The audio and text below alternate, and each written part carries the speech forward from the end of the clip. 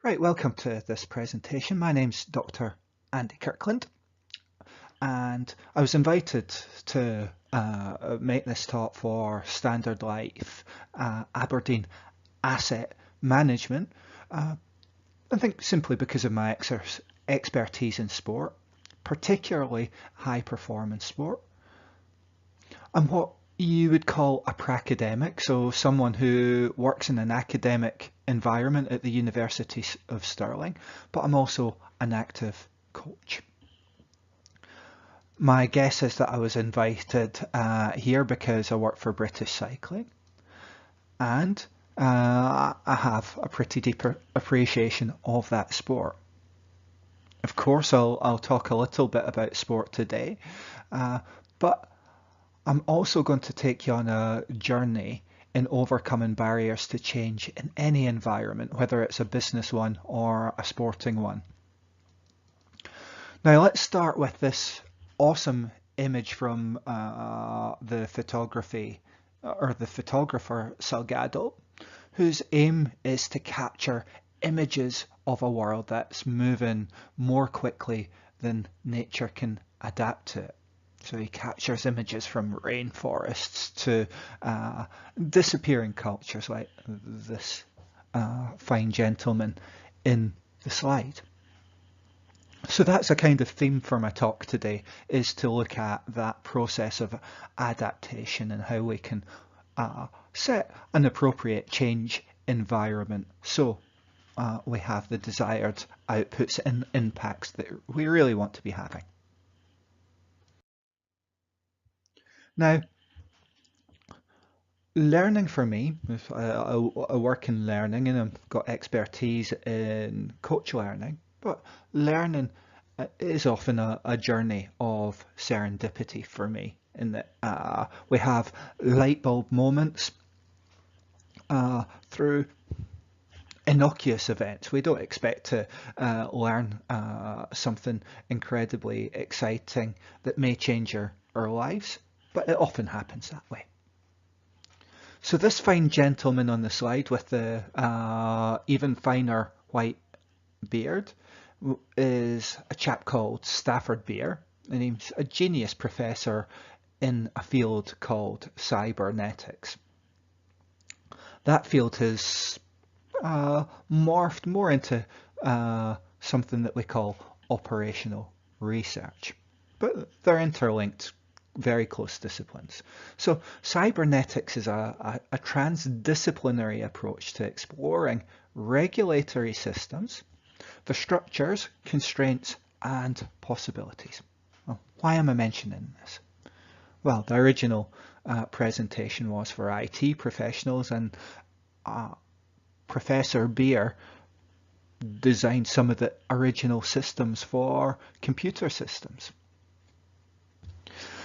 Now, I came across this man when watching an Alan Yentob arts program about the musician Brian Eno. He's an artist and an early pioneer of electronic music. Now, in this program, he talked about Stafford Beer and how much he had influenced his thinking on society. And it was one of these little things, your appetite for knowledge is whetted, and I wanted to find out a little bit more.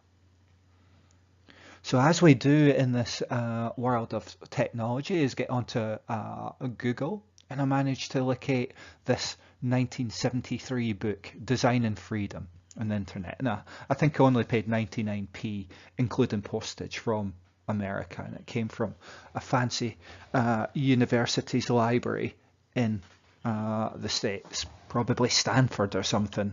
It had a stamp on. Now, why am I talking about this? Well, we can apply the models within Stafford Beer's book here to IT systems through to a whole country's government. In fact, Beer tried to do exactly that in one South American country, but the FBI had something to say about that, I would imagine, in that it was quite a left-wing system in the FBI in the US government's opinion. But through serendipity, this book helped me design my own model and helped me make more sense of the coaching world as a result.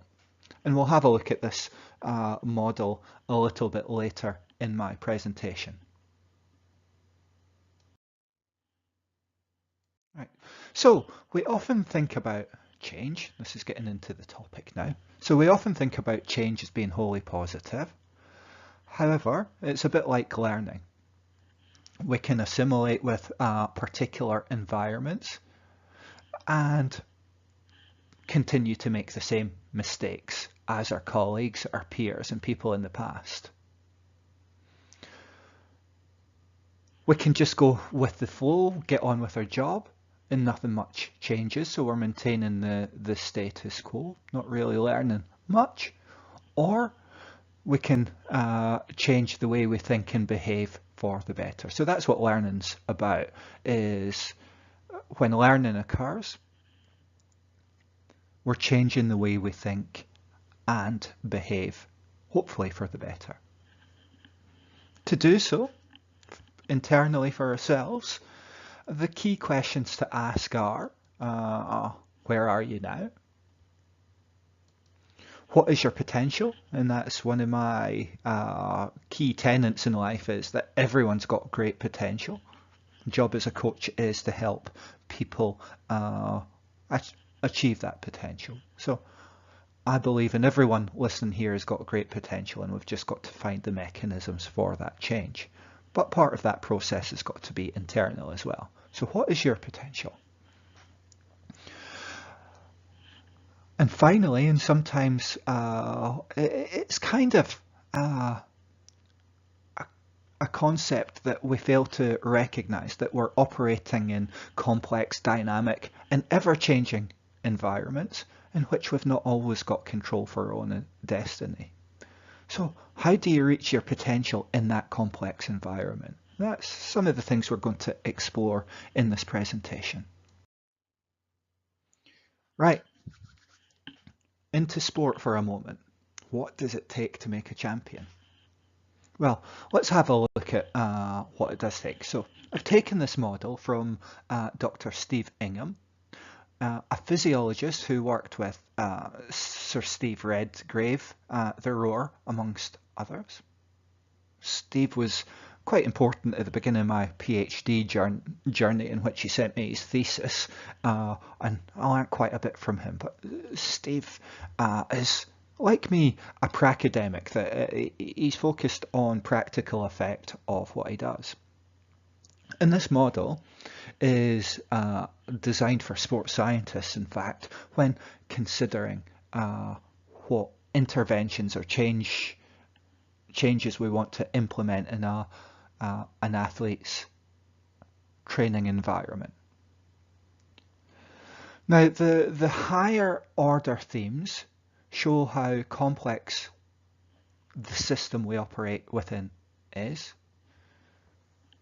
So we've got athlete physical and mental makeup, their training history, and their interactions with the coaches, and the coaches' knowledge as well. So where do they get their knowledge from? What discourse do they follow? And how do they use that to help the athlete reach their potential? All these factors don't act in isolation, but they overlap and interact in a complex fashion. Athletes, coaches, parents, and national governing bodies all interact and can shape the output of the model in quite unpredictable and unexpected ways too. Key things as a practitioner, so if I'm delivering an intervention, whether it's a coaching or a sports science one, is, well, do people actually want to change? Is there receptivity for changing the environment? Have they got sufficient agency to want to change, or are they focused on different things? Is their agenda different to mine? What are the strengths and weaknesses in that complex dynamic environment. So I know working with development athletes, sometimes the weakness in the chain is the parents, for example, and in that the parents don't necessarily understand the sporting context, having never competed themselves, or they don't understand how to be a sporting parent. So that might be a weakness of the system that before we do anything, say a nutritional intervention, are the parents providing a performance diet at a home? So we need to think about these things as well. We want to give people ownership and empower them to make choices for themselves.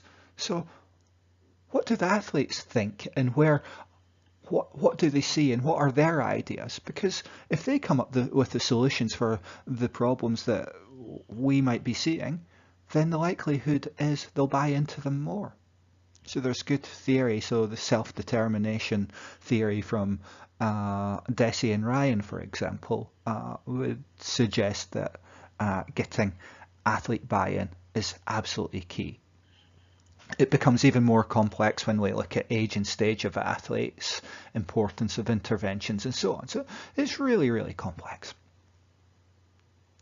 What academics have got a tendency to do is to talk about that complexity without saying how to solve problems in it.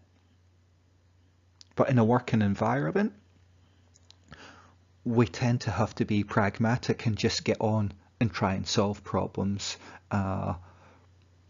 anyway. So the question is, how do we solve problems when it's as complex as this?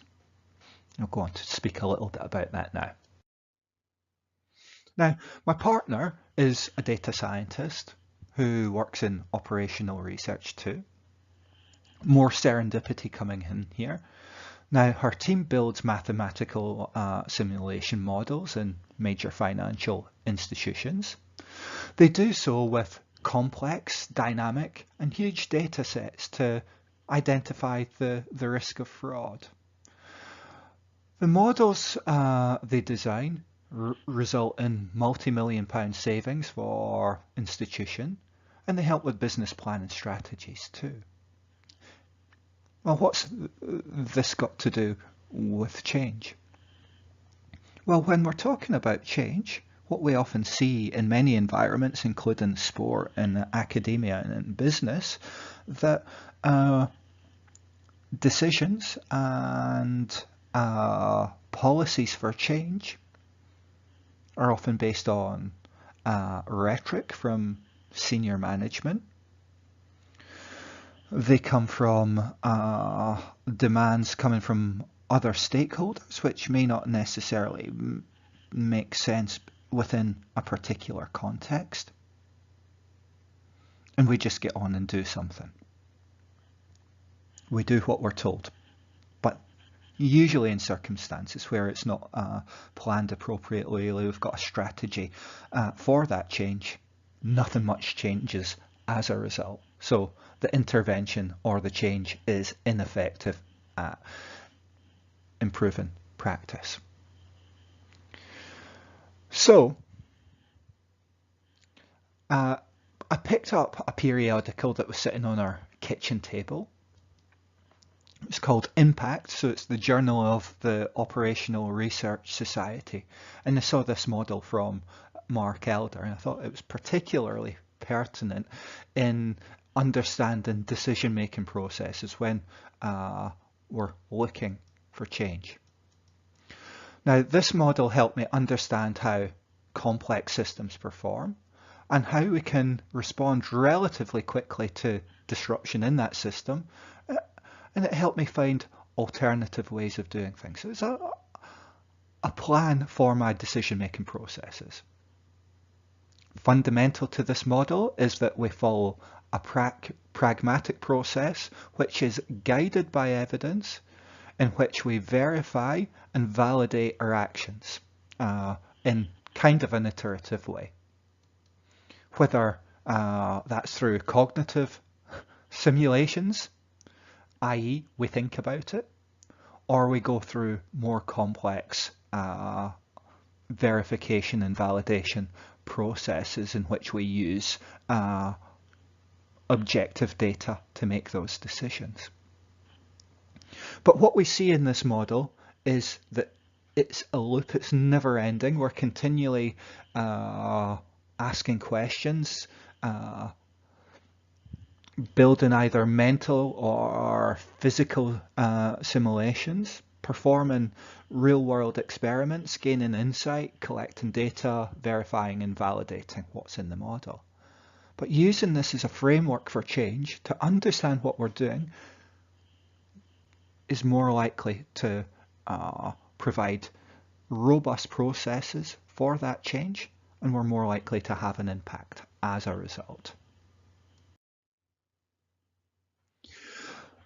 But life is more complex than that. Now, at the University of Stirling, we did a study, not yet published yet, but it was a really interesting one in which we interviewed circa 15% of the managers in the Scottish Professional Football League. Now, what we did was explored their receptiveness to new ideas and learning in Scottish football.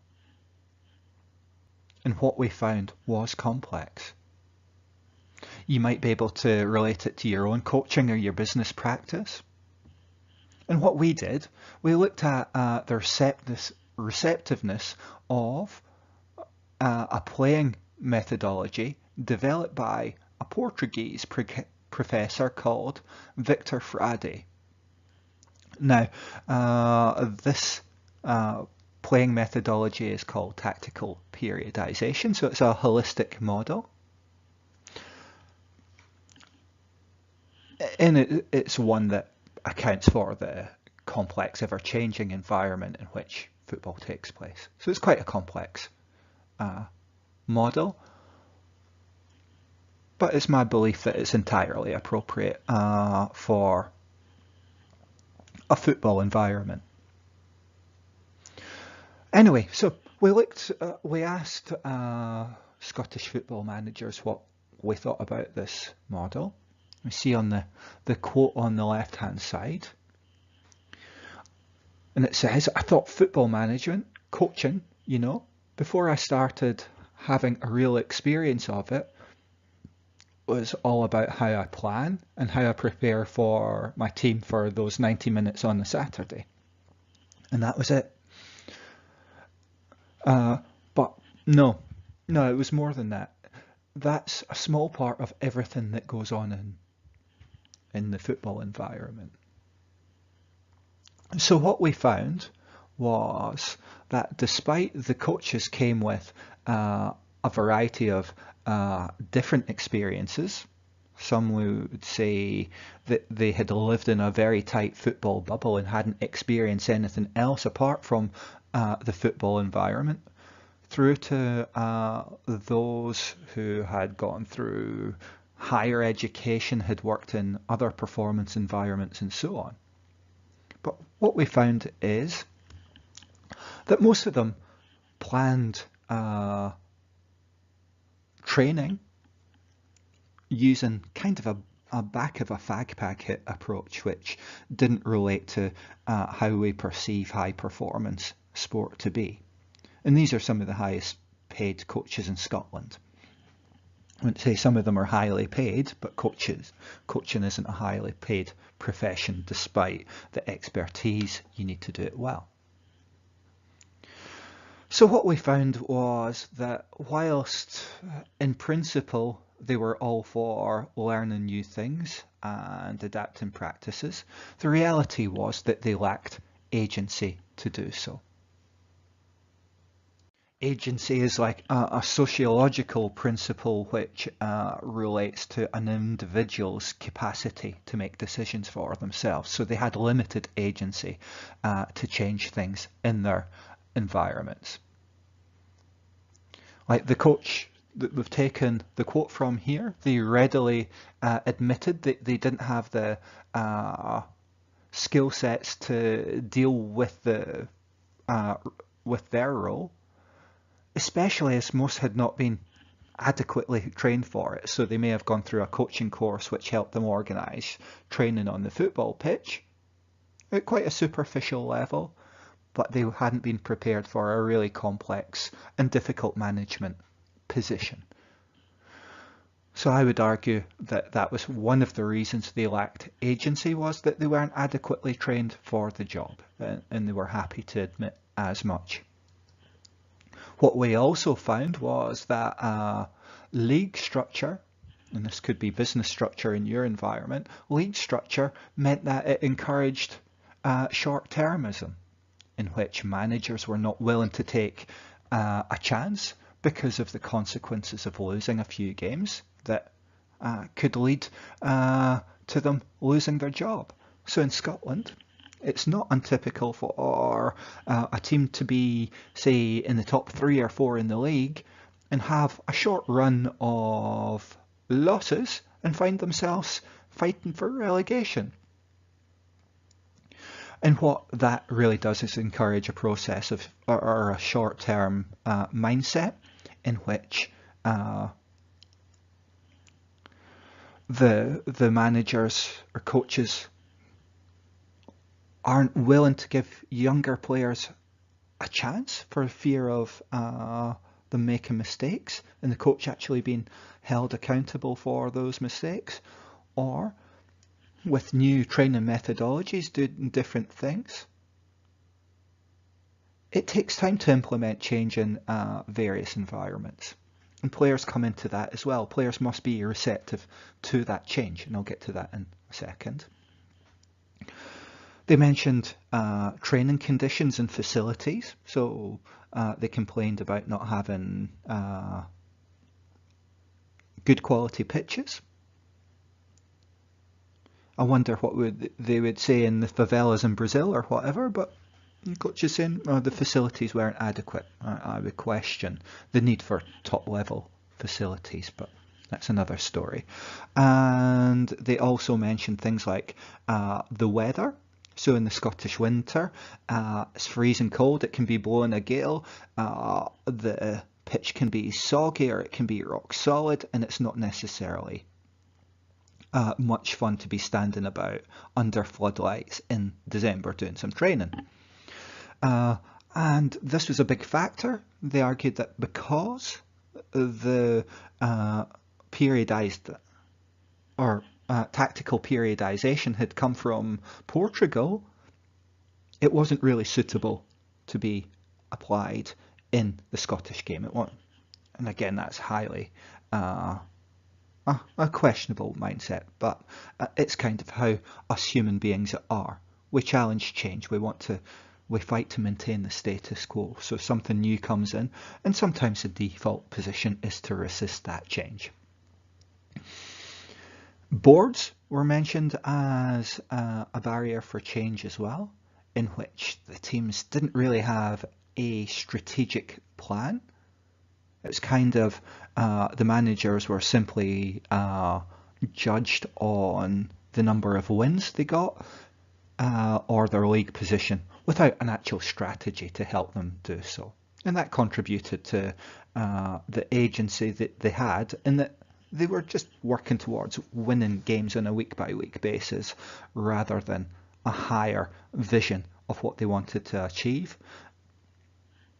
Now it's arguable that the likes of Jose Mourinho has multi-million pounds available to him to bring in staff to implement a complex model, they have bigger squads and so on with what money brings for them, and with that may free up some agency as well. So they're seeing that and saying, oh, Mourinho does it, but he has all this money. Then finally the players. There's a really interesting power dynamic in which with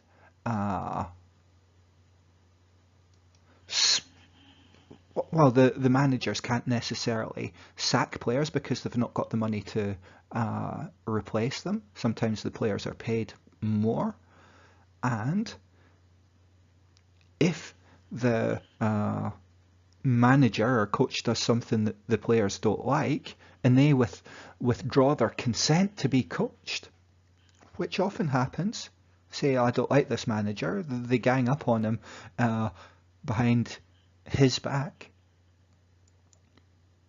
don't do what they're told, and what happens? The team loses and the manager loses his job. So a really important part of that role, and it's challenging that power dynamic. It's not like, say, Alex Ferguson is seen as this top leader and everyone follows what Ferguson says. There's a complex power dynamic going on there that the players have equal, if not more, power than the actual manager, which creates challenges in the management structure.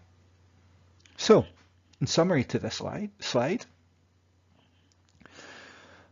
to implement change is pretty complex, and we need to take into account multiple factors when doing so. So managing teams. Humans are like singular CPUs in a complex and dynamic IT network. So I'm saying that because I was originally presenting to IT professionals. They have some control of their outputs, but it's how they plug into the rest of the network that counts. Change, innovation, agility means nothing if the wider system is incompatible with other parts of the system. So everything needs to work together in concert. Now, the power dynamic, so a power dynamic is present in all interactions between human beings. So this power dynamic is well described by the educational sociologist, a chap called David Nyberg. So in every interaction, there is some power dynamic happening, whether between line managers and their staff, or the CEO and the board. The worst possible dynamic is an environment in which staff acquiesce under the threat of sanction, i.e. do what you're told or you're going to be sacked. And we see this in many environments. As soon as the boss loses a little bit of power, the long knives are out ready to stab the boss in the back. That's what happens through acquiescence under the threat of sanction. It doesn't create a positive performance environment.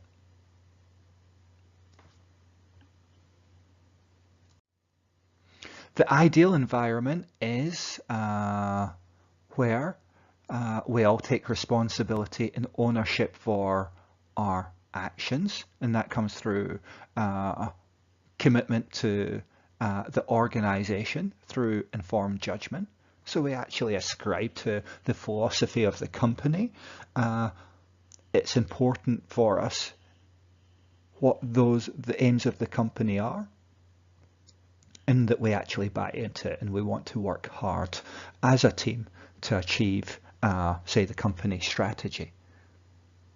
And that's where the power dynamic is more balanced, that the minions are listened to, and the minions make informed judgment through strong leadership and informed judgment based on what they're asked to do. Within the power dynamics, we've got compliance based on partial or slanted information. So we could relate that maybe to government, in which they use rhetoric and confirmation bias to present arguments to the masses, so that the masses are voting on partial or slanted information which doesn't bear any reality to the truth. Again, using the voting analogy, indifference due to apathy or habit, i.e., oh, they're not doing anything for me, so why should I bother? And something we see a great deal in sport and in coaching is conformity to custom. So this is what's been done in the past, so this is what I'm going to continue to do. but that's not an optimal change environment. So we want to be looking at evidence-guided practice in which everyone's committed to the cause through informed judgment. And that doesn't sit with the individual. Sociology theory tells us that's the case, that much as we like to think of ourselves as individuals and in control of our own destiny, that's not actually the reality in wider society. Right, now, health services face similar challenges to those in football. So lack of funding, lack of resources, government rhetoric, and so on. So it's not much different to working in a bank, for example, where the financial markets change rapidly and there might be financial services authority regulations that mean focusing on long-term goals is a challenge. My guess is that mergers in companies usually mean an attempt to streamline systems too. So for IT professionals, the challenge comes in integrating systems from two separate businesses so that the systems can actually talk to each other in the same language and be compatible, while still meeting regulatory rules too. So that becomes really, really complex. There's often pressure to do everything quickly, and strategy and innovation goes out the window. And that's quite typical of many environments. The danger is that by rushing through change, staff become overloaded, feel they are acquiescing under threat of sanction, and become less rather than more efficient under the strain. This is really important. So this is recognised in healthcare settings, particularly in the transference of research into practice. So we know that there's about an 85% inefficiency in research being implemented into practice. So 85% of applied research never actually makes it into the applied environment that affects decisions in the health environment. Of those that are successfully implemented in a healthcare setting, it takes on average 17 years for that to occur. So in that drive for efficiency in the environment that we live within, there is pressure to have impact on research. So the research we do in an academic environment, there's pressure to actually use it to make a difference, to result in positive change. Now I could speak at length about this model I'll just let you have a look at it.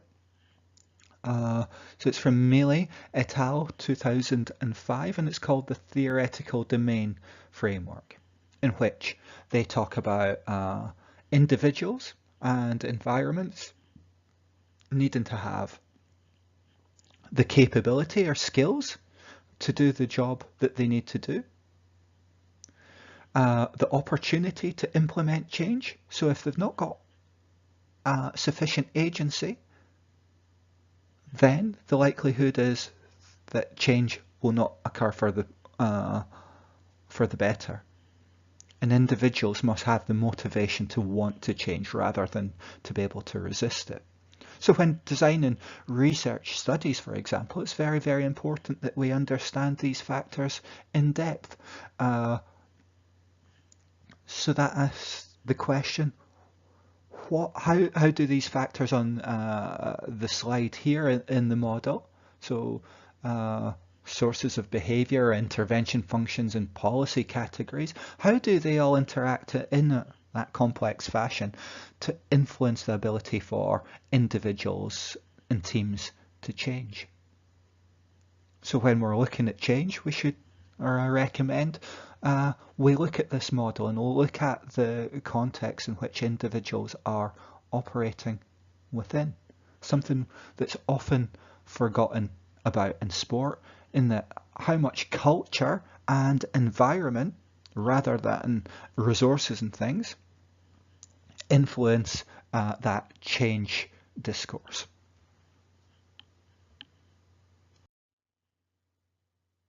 Right, let's go back to Stafford Beer. So this is like a Billy Connolly joke, if you're familiar with Billy Connolly jokes.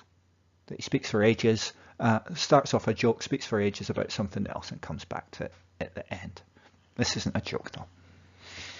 So, you see on this slide a model that I adapted from Stafford Beer. It's really just a signal to noise filter.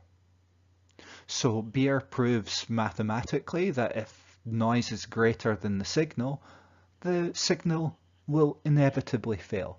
So if it's lots of signals are coming in, it's like a waveform. So if you're down at the beach and imagine a wave, it starts to collect energy, build energy, build energy, build energy, until it crashes onto the beach in a flurry of white foam.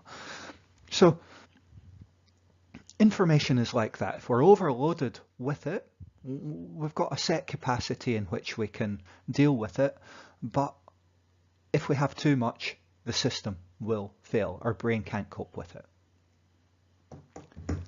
Now, I would argue in sport that there's lots of unhelpful information out there. So technology emanating from marketing and so on, that's not actually helpful to performance. And I call this bullshit. So bullshit is any information, regardless of its source, which does not pass the knowledge test of being justifiably true belief, which is likely to enhance performance in the real world. So as coaches, as athletes, as people working in business, what we need to really do is focus on enhancing that signal for things that result in impact and contribute to our own performance. So we see on the model, sensory information comes into the brain from a variety of sources, whether it's our bosses, whether it's magazines, whether it's marketing, whether it's Facebook or so on. Now, some of that information may be harmful to performance, or it may be beneficial to performance. There's plenty grey areas in between as well.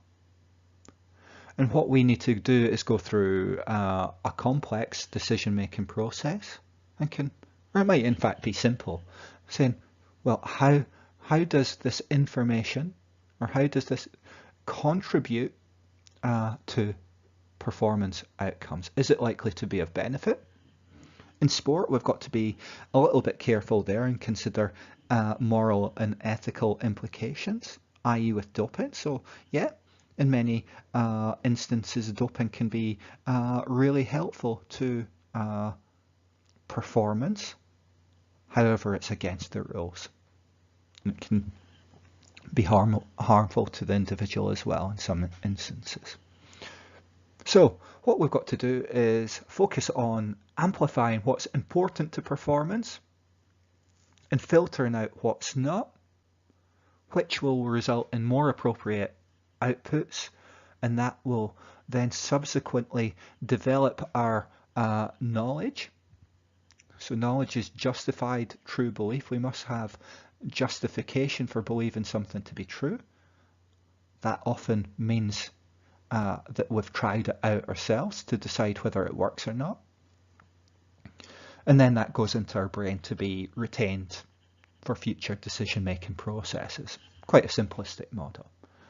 So this bullshit filter model of mine is simply a model to filter out stuff that doesn't help performance and to focus on what does.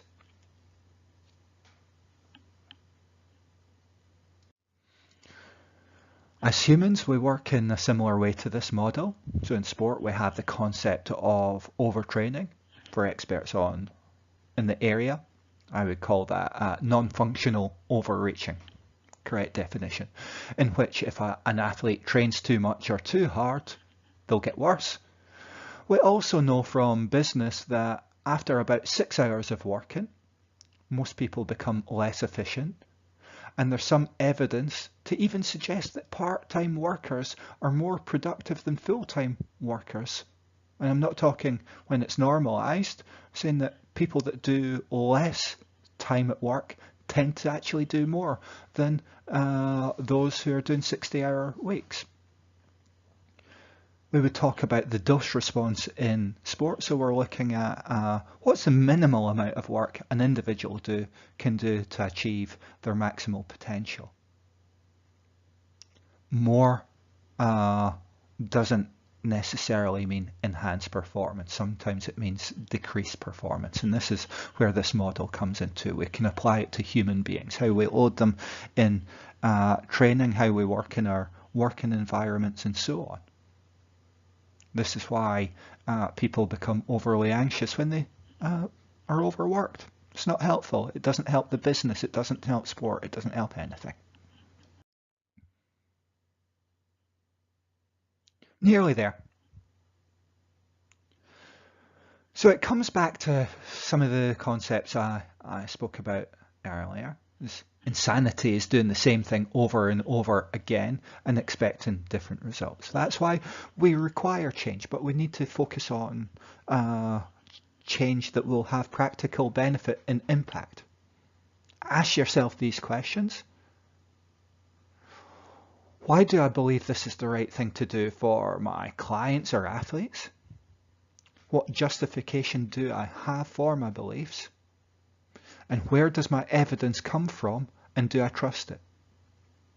If we come back a few slides, I'm not going to go through them, and we look at Elder's iterative model of decision making, using these questions fits into that process and is likely to result in more positive outputs and impact. On an individual basis, being that change agent is about being reflective, critical, and open-minded.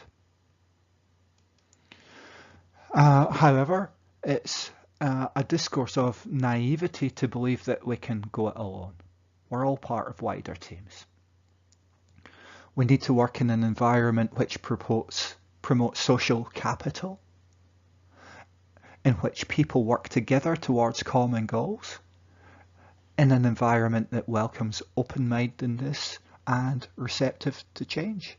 It also welcomes people that are ready to break from the status quo. That's it for today. Thanks very much for listening. And if you've got any questions, I'm sure you'll be able to find me by doing a quick Google.